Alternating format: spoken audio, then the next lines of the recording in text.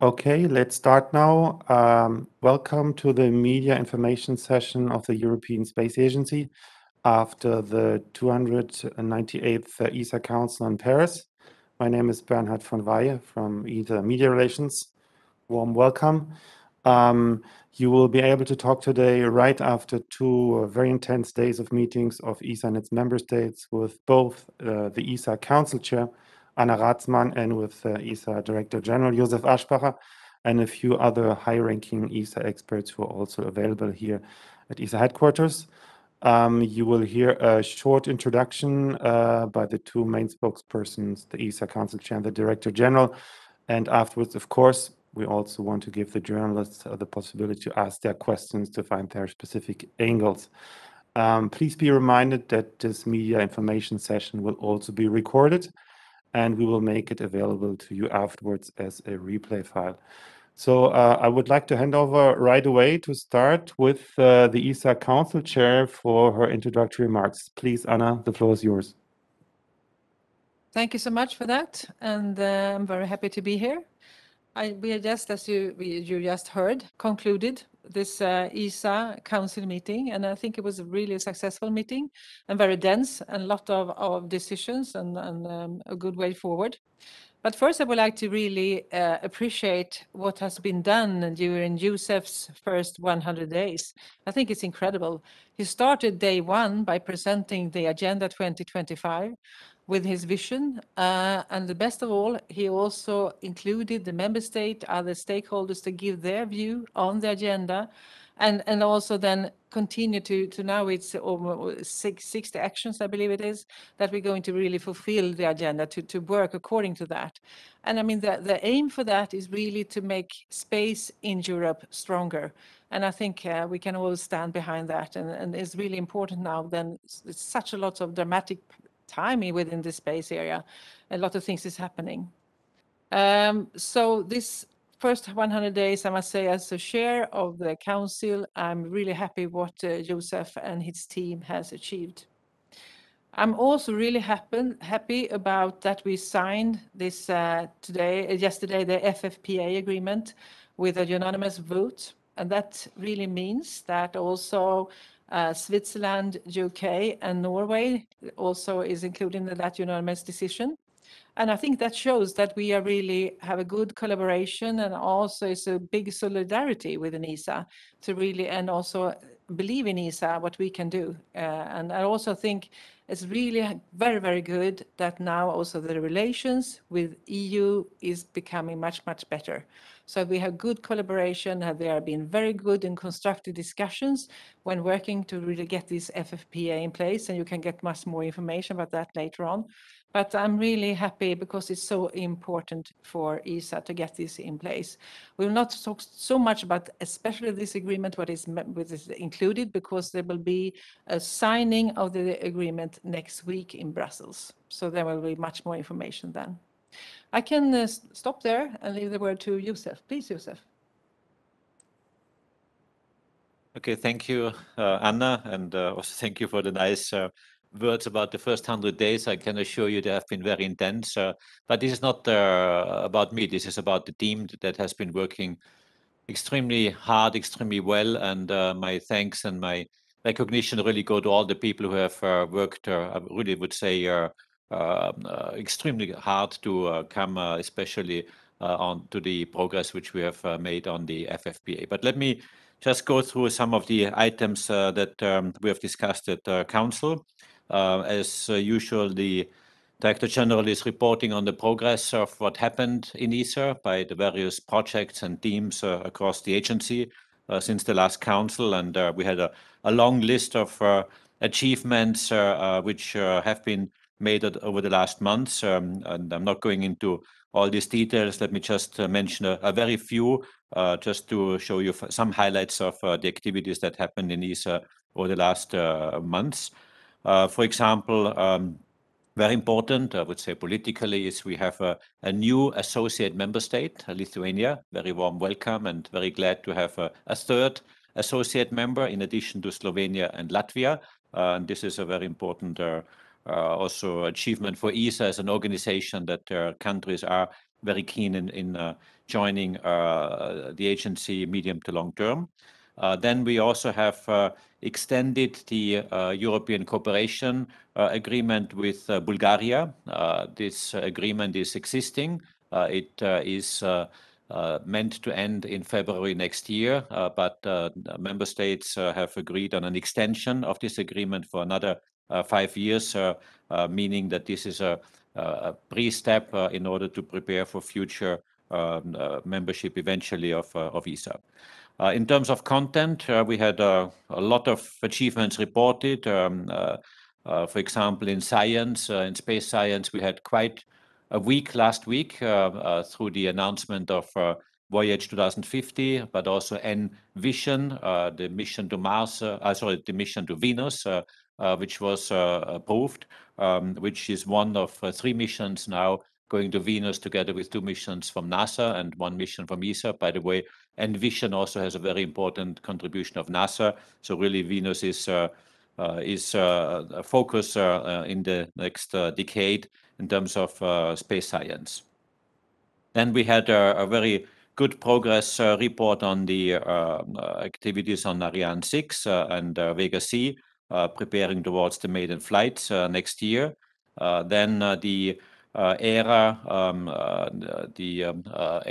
it will be launched to the space station in mid-July, again on human and robotic exploration. Thomas Pesquet progress report was made.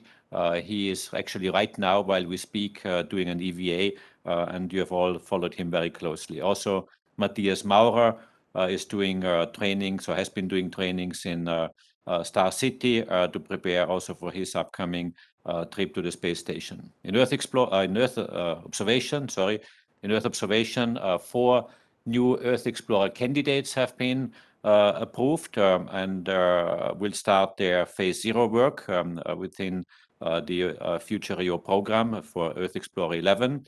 Then also the Arctic Weather Service satellite was kicked off a few weeks ago and is now in full development. The first satellite of a future possible constellation, as you know, in close cooperation with EUMETSAT, but also a mission that is quite unique because it is a new space type of mission, smaller, but also in terms of management and the way how the project is conceived has many elements of a new space approach within ESA and by industry, but also building up a future constellation. Navigation, a lot of progress as well. You have all followed the signature of the second contract for the second generation of Galileo, which happened just very recently. Then work on telecom and integrated applications is ongoing, quite intense, also to discuss and prepare in terms of the ESA contribution or the ESA part of a future security constellation. And then in technology, we have a few small sats, IOD, IOV satellites, which are ready for launch, Sunstorm, RadCube, and so on. So a lot of really activities happening in terms of progress on the projects. Anna has mentioned some of the other elements, the Agenda 2025, as already said. If you look very carefully in the document, and you know it pretty well, if you just count the number of statements where it says ESA will, you found about 60 of those. And what we are doing is now we really have an implementation plan where we monitor these actions, so to make sure that this document is not just a visionary document and then put on a shelf and we pull it out again 3 years from now. No, we will really regularly monitor what is written there and make sure that I report progress on the various actions that are resulting out of it to Council, to my member states. I've agreed to do this every 6 months to really make sure that there is a follow-through of the vision which has been expressed at this level. Maybe last point on my side, and again, you have certainly noticed this, there was also a small reorganization taking place in ESA. 2 directorate positions have been, one has been created and one has been reshaped. A new directorate for Europe, Legal and International Matters, which is headed by Eric Morel, who is also with us to really focus on issues related to the European Union. He started not in this function as the director of ELI, but as a special task as a chief negotiator, if I may call it this way, to negotiate the FFPA, which was a tremendous piece of work. And I'll leave it to him a bit to say a few words on the mammoth task, which was done over the last couple of months. But I think all we are very happy and very glad to see the progress and have an agreement from our member states, as the chair of ESA Council was saying, unanimously agreed, and I've got now the mandate from the member states to sign the agreement next week on the 22nd, as you know, when the event is being organized. Then there's a second directorate which was created, partially reshaped from existing activities in what used to be called IPL. So the industry and the procurement part are more or less unchanged, but there's a new department on commercialization.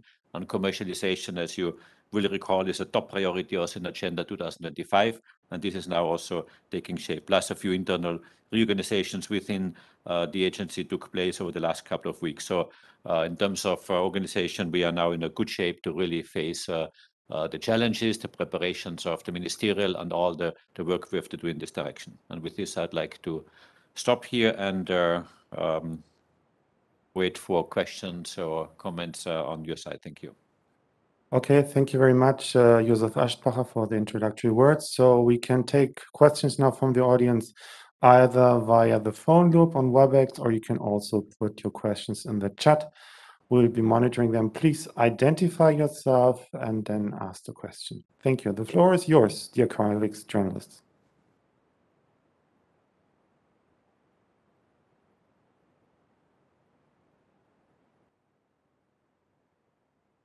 Yes, Jonathan Amos, BBC. Please go ahead.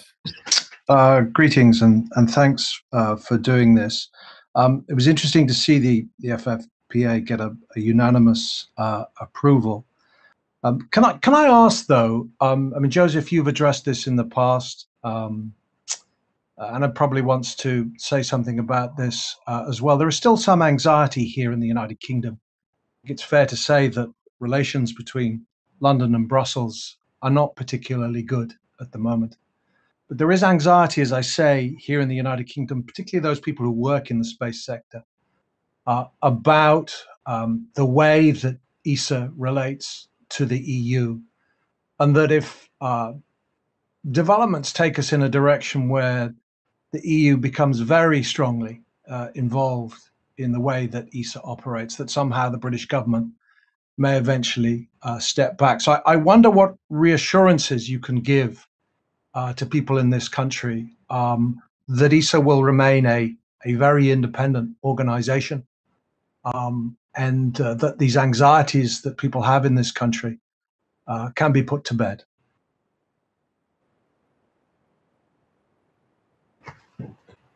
Thank you, Jonathan. I know very well about the anxieties in the UK, and I've been involved, as you know, in several discussions with actually quite important circles in the UK on exactly that topic. And also, all this, of course, goes with the post-Brexit activities, global UK initiative, and so on. What I can say, and I have said it in the past, but I really would like to repeat and recall what our statement is.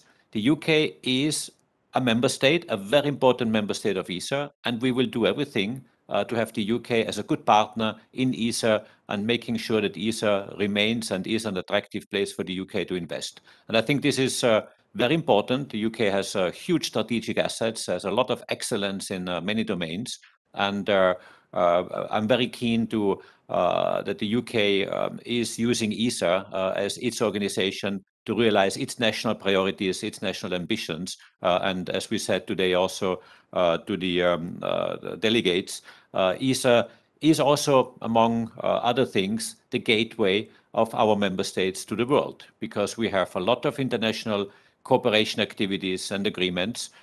We are extremely well connected, probably an agency or one of the agencies with the best international cooperation network and agreements in place with in all directions, and certainly wish that our member states make good use of that and also realize their international collaboration through ESA. But of course, the first and foremost aim of ESA is to develop projects and programs, and there I think we have proven our value in the past to be an agency that does develop top-level technologies, satellites for our member states. So yes, I can only recall and repeat that the UK is an important partner, and we are the agency for all our member states, and the UK being a very a member state with a lot of capabilities, of course, has a very influential role. And that's why also in all the negotiations which we have conducted, we took particularly care on making sure that the member states like the UK, but also two others who are not members of the EU but members of ESA are content with what we negotiated and feel that there is no disadvantage for them in the way the agreement is constructed. Maybe I mention one or 2 points, but I don't want to dwell too deep in this because this is really the subject of the press event and the signature event next week. But just to say that there is no distinction in recruiting members on the ESA side, because this was a topic at one point, that there may be a distinction if we recruit people for some of the projects where EU funding is involved. So this is there's no distinction or no discrimination, if you may call it this way. Also, very important for some member states is the mechanism to, if we have a conflict or a dispute, that we have an arbitration clause in our agreement that is the basis in order to resolve any such dispute. Of course, we all hope that this is never used and never needed. We have never needed it in the past, and I'm pretty sure we have a good spirit that we don't need it in the future. But still, the legal papers foresee that we have an arbitration clause, which is the legal basis in order to resolve that. And there are several other activities as well, where we have really made sure that this is a fair and balanced deal for all our member states, and not only the ones that are members of the EU within ESA. Okay, thank you very much. Can I just have a brief follow-up to that, Bernard, if that's okay? All right, yes, a brief one. Quick. I mean, this may be a question for next week, but I mean, and this is not in your gift, I guess, but along with the space regulation and the FFPA, this is kind of like the last hurdle, I guess, allowing the UK to rejoin Copernicus. Jonathan, as you know, this is not my decision, and I'm not part of these negotiations. These are negotiations between the UK and the EU. I don't want to comment on that part because, as I say, we are not party to these discussions, and I think you need to really ask the Commission on the progress on this, which I cannot comment on. Next week. Next week. Yeah, exactly. Thank you. So next question. Thank you very much for your various inputs. Now we have Jeff Faust from Space News. You have a question on lunar exploration cooperation. Please, Jeff, go ahead. Thank you. Jeff Faust of Space News. At the Global Space Exploration Conference yesterday, Dmitry Rogozin of Roscosmos identified ESA as a key prospective partner in its International Lunar Research Station it's pursuing with China. I'm curious if you could elaborate on what role ESA foresees playing in that station and how it would balance cooperation with that with its roles in the Artemis program. Thanks. No, thank you. Jeff, it is true that I got a letter of invitation to join the International Lunar Research Station, both co-signed by Mr. Rogozin and the head of the Chinese National Space Administration. What we have done is, and this is of course normal procedure, first of all, apart from thanking them for the kind invitation, we have discussed this matter. We are discussing this matter with our member states because this is obviously a decision of member states. These reflections are ongoing. The letter was received very recently, and we will certainly come back to them. So yes, it is true. The letter is on the table. The offer is on the table. We will reflect with our member states how to respond. I'm not in a position today to give an answer because this is a reflection that, of course, needs to be done by and with our member states. Okay, next question from Marta. I don't know if it's Marta Garde from EFE, please. About the FFPA and what's the budget. Marta, go ahead.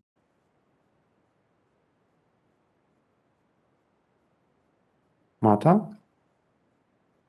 If not, I can read it up simply. Her question was, yeah, can you give more details about the FFPA and what's the budget? Okay, as I said before, we have a press conference next week, and I really do not want to preempt the messages that are given next week because there's a signature ceremony of the FFPA with us, with ESA, but also with USPA. And it is the Commission and, as you know, part of the Commission's budget. So if you can hold on for another couple of days, I would prefer that we discuss this next week. There will also be press releases where all these figures will be published. It's not a secret, but I just don't want to preempt this information, which is foreseen to be given next week. Okay, thank you. Now a question from Peter de Selling. Peter, your turn. Yes, good afternoon. Thank you.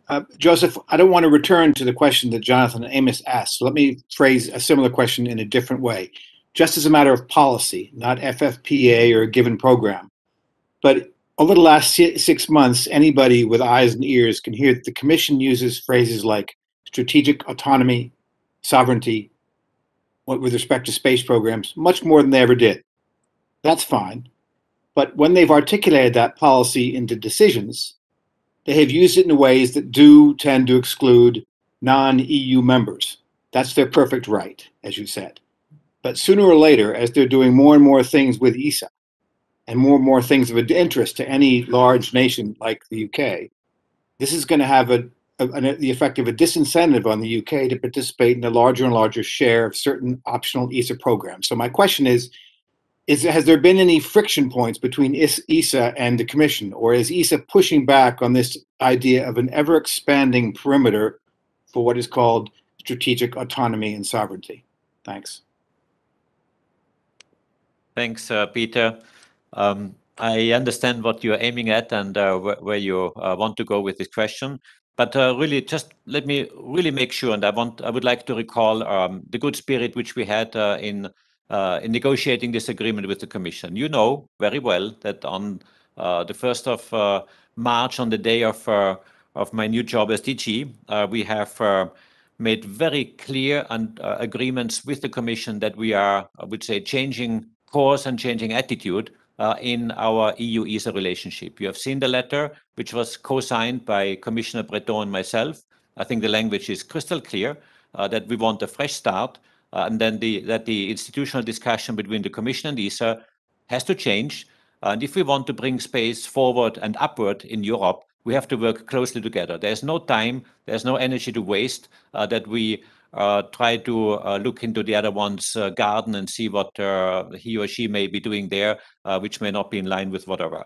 There is no time for that, and we really have to work together. And this is fully recognized in Brussels as much as here in Paris. I can assure you that this was the clear message to my negotiation team when the negotiations were conducted, and it was also the clear message from Brussels. And I really would like to use this opportunity to thank the Commission because they have played extremely fair and extremely well in constructing this agreement together, and it's a good result for both parties. So really, this has been going extremely well. You may say that this was not always the case, fair enough, but I can tell you that in the last couple of months, this has been quite an impressive piece of work. And I have here next to me Eric Morel sitting, whom I asked to be the chief negotiator on my behalf, of course, with my guidance and with my involvement. But maybe, Eric, you want to say a couple of words also on the interactions with Brussels, because I have to say they have been really constructive, really positive, and maybe quite different than what you have heard in the past. Thank you. Yes, thank you, Joseph. Maybe 3 observations that are for me important is that this FFPA has been constructed with the idea to have a distribution of a clear distribution of responsibilities and role between the agency, between the Commission, and between USPA. And that is the start, I think, of a good compromise. Also, a key point for me was the question of the autonomy of ESA, and I think that is an important point. And the last one that you've already underlined, Joseph, is that this agreement has been made with the respect of ESA as an independent international organization. And this was, I think, an important element. Okay, thank you very much, Eric Morel. Now we have another question, I believe, from Jonathan Amos on a different topic, he promised. Thanks, Bernard. Can you explain, maybe Joseph, you need to do this. Can you explain to me the rationale of the Science Directorate taking out a rather large loan? I understand it's had to borrow against its budget for the next year or so. What is the rationale is that some of the costs have been above the expectation, to be very blunt. There was also obviously in other bodies in the AFC in particular, and then in a long discussion, and there was a threshold given up to which the Science Directorate can go beyond its, I would say, allocated limit. I can give you the figure. It's up to 130 million. And this is something that is reflecting the reality. Of course, what was also said by member states that we should make every effort to not reach this maximum level, that we stay below. And this is certainly something that I will look at very carefully within the Directorate. But yes, that is these are the facts.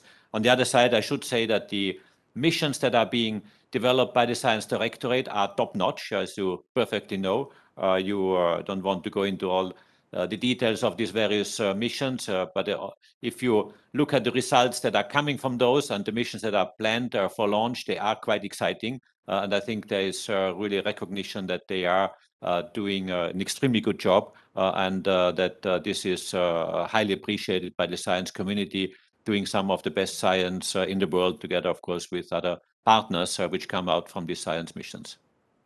But does that mean you have to re-gauge the timelines for any missions as a consequence? I'm thinking Euclid or whichever missions are next to launch. No, there is not a re-gauging needed. We have, there will be adjustments depending on the developments of the satellites, but we have got actually this extra corridor to proceed and not needing to delay some of the mission developments. OK, thank you. D'ailleurs, petit rappel, vous pouvez aussi poser des questions en français, la deuxième langue officielle de l'agence, il n'y a aucun souci. Now, on the German side, we have a question from Alexander Stirn from Süddeutsche Zeitung. Please, go ahead. Yeah, thank you. I've got a question regarding the Space Summit you mentioned. Is it still on the table, and what do you expect from it? Will there be any decisions, or will it just be a meet and greet and the decisions will be made on the ministerial? Okay, thank you. The Space Summit, as you have seen it in the Agenda 2025, is an event where we want to raise the discussion on space really to the top level of politicians. Of course, the ministers, but ministers, I would say, are almost our normal interlocutors at the political level. But we also would like to reach heads of state. So how this is organized and the mechanics of it are not yet fully clear, because we have so far been focusing on the negotiation of the FFPA. But I give you the status quo as we expected today. But of course, all this is subject to evolution and to further, would say, changes as we develop the activities. So the idea is that we have a Space Summit in spring next year, at the end of February, early March. It is a summit where we do expect that this is at the level of the ministers of the EU and ESA, but some heads of state or heads of government, depending on the country, will how should I say, influence or bring a message to this summit, whether this is then in person or through another mechanism, I think is of secondary nature. But we would like to address some heads of state, heads of government, to really express their ambition. So how do we get there?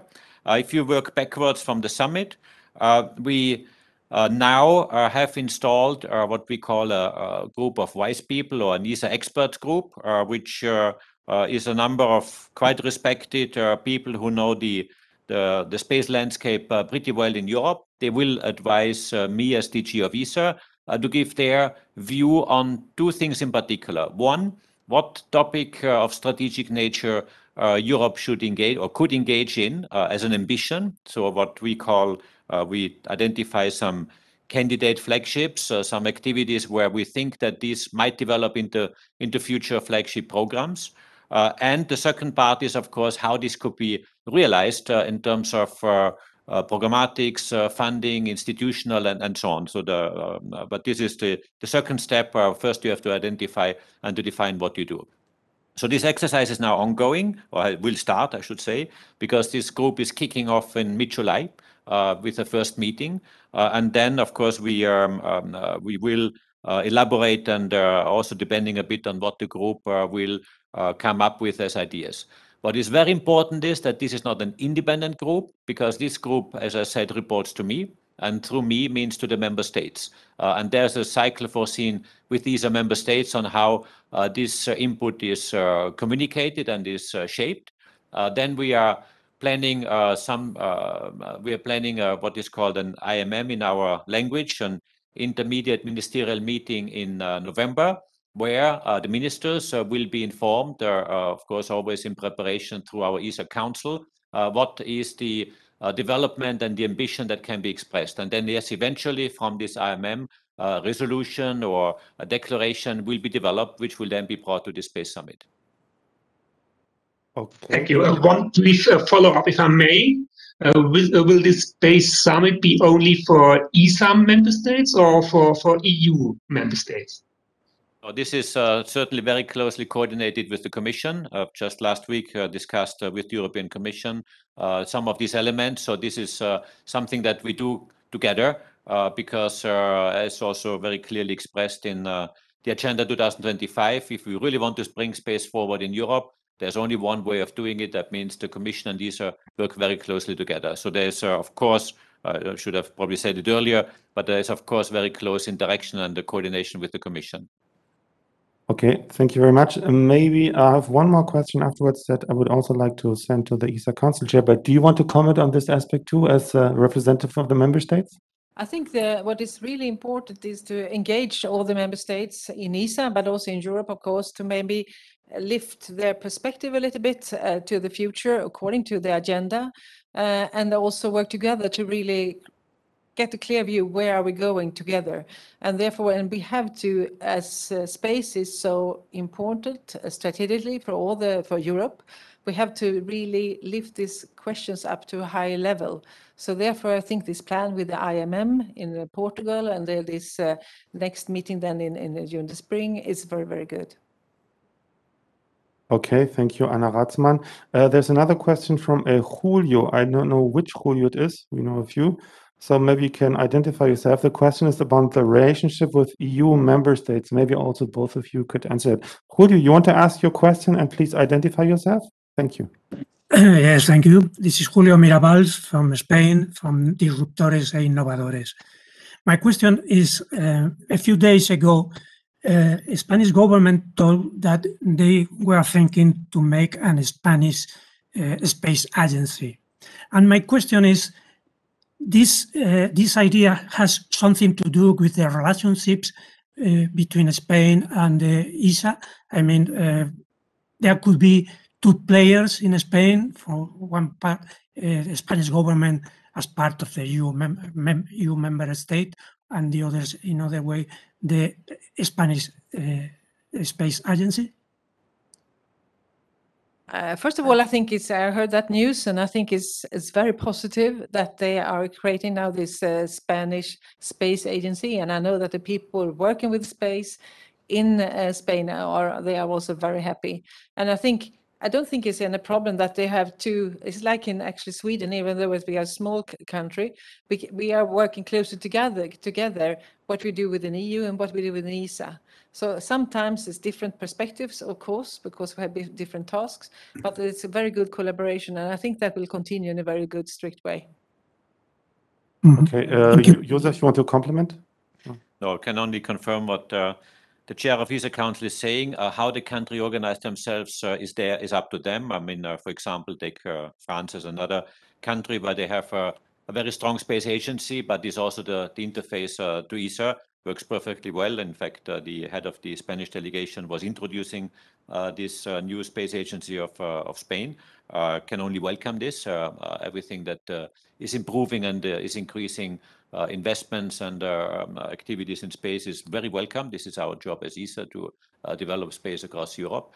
From that point of view, I'm very much looking forward to these developments, and this is up to Spain then to see how the interactions with ESA will be made. But let me just recall one thing, and this was said also by the Spanish delegate, which is that ESA is their space agency for all European programs and activities. The fact that they have a national space agency is good to prepare nationally what then probably flows into a European context or is a complement to European activities. So this is for me a welcome move, and can only look forward to working with them closely. Thank you. Thank you. Sorry, it's okay. Does that answer your question? Yeah, it does. Thank you. Good. Okay. Now we have another angle of question, very interesting too, and part of the Agenda 2025 priorities about commercialization from Hassan Meda from French Usine Nouvelle Trade magazine. Maybe the DG starts, and then we could also leave a moment to Géraldine Najat to comment with a bit of French angle to it. Hello, everyone. Hassan, you want to ask your question? Yes, can you hear me? Very well. Okay, hello everybody. So ESA said that commercialization is a new top priority. So can you bring us some highlights on this new strategy? What does the agency want to change in its relationship with the industry? And what will be the first concrete initiative in this area, please? No, thank you. I will really like to hand over to Géraldine, who is the acting director of this new Directorate of Commercialization in this industry and procurement. But just to say one word that, yes, as you say, this is a top priority. It was very clearly described in Agenda 25 what we foresee and what measures we intend to take. And there's a long list of those. But let me really take the opportunity to hand over to Géraldine to explain a bit more in detail. We had very intense discussions over the last couple of weeks on how we shape this new directorate and this new department. There's a lot to say, but Géraldine is much better placed to do that. Géraldine. Thank you, Joseph. So trying to respond in brief to your question, this commercialization department will indeed gather existing activities at ESA, such as the BIC, the Business Incubation Centers network, but also the downstream gateway or the SME office, and also work closely with the PhilLab and create a PhilLab network at ESA. The intention we have discussed with a number of small industries, companies, startups, SMEs. I already have the SME office in this directorate as well. And it is clear that what is missing are mostly three things. The first thing is access to capital, including for scale up. So while the BICs do provide a very good, start, very good funding for the start of a startup, then the startups need a second round of funding. And for that, they need access to venture capital investment funds. So already DG has met the president of the European Investment Fund, and we shall set up a partnership with the European Investment Fund to that effect. The second thing that is needed is regular IOD, IOV, in-orbit demonstration, in-orbit validation opportunities, because those smaller companies which want to go commercial, which want to go on the market, need to have their technologies, products, concepts validated. This is essential for them to go on the market. So we can provide that, and also we probably need to cooperate closely with the European Commission on that and their Cassini initiative. And the third point is really internal to ESA. We have excellent procurement processes and tools, but they are truly well adapted to large development contracts, and perhaps slightly less well adapted to small contracts, to working with startups, etc. So we need to be more responsive, more reactive, to have perhaps lighter requirements or specifications, perhaps a different way of doing reviews, maybe even not doing reviews. We need to work closely with the startups to understand how best we can support them. And I'm convinced that this goes also with the transformation of ESA that is called for in Agenda 25. Okay, thank you very much, Geraldine. And if later on at some point you want to have individual interviews, of course, for example, with Geraldine on all the commercial and business aspects, don't hesitate to contact us. Now we have another new angle question from Pierre Célérier from Agence France Presse Science Service. Allow me just to read it up. It's complete. Is it fair to say that the choice of Envision by ESA, which fits in a wider program towards Venus, is a sign of increased cooperation with NASA in space exploration? I guess goes to DG. I can be very brief. The answer is yes. We want to intensify an already excellent cooperation which we have with NASA, and this is certainly one example where this is realized. There are also other examples, by the way, but we took great care to really have this combined approach, and you have also seen in the announcements between NASA and ESA that this has been extremely well coordinated, apart from the fact, as I mentioned before, that NASA is a very important instrument on board Envision. But another example, and this also goes a bit back to the larger reinforcement of our good cooperation, is between NASA and Earth observation, and one cooperation that is being prepared. As you know, Earth observation and Earth science in NASA are already cooperating since more than a decade extremely well and very successfully. Michael Freilich Central 6 was the most recent visible element of this cooperation, but we are preparing a strategic partnership between both directorates, which I hope to sign the next occasion when I meet Bill Nelson, or the first occasion, I should say, when I meet Bill Nelson in person, most likely in Colorado, but the papers are in preparation to reinforce also the cooperation in Earth science/Earth observation. Thank you. Okay, now I'm looking at the time. We're getting towards the end of our time window, as we had agreed. If there are no last-minute questions from anyone, then I would like to conclude. Or DG, you want to say a concluding remark? Okay, good. So thank you very much then also from the ESA Media Relations team for your numerous participation in the press briefing. We will send you, as promised, the replay video file right afterwards. It will take a little moment, but as soon as we have it available, you'll get a nice video to download and review the entire session. Also, please be reminded, as mentioned before, the next big point for you is the 22nd of June, the press briefing with the European Commission and ESA on the FFPA signature, which is, I believe, at 10 o'clock in the morning, right? So thank you very much. Have a good afternoon and keep in touch. Bye-bye.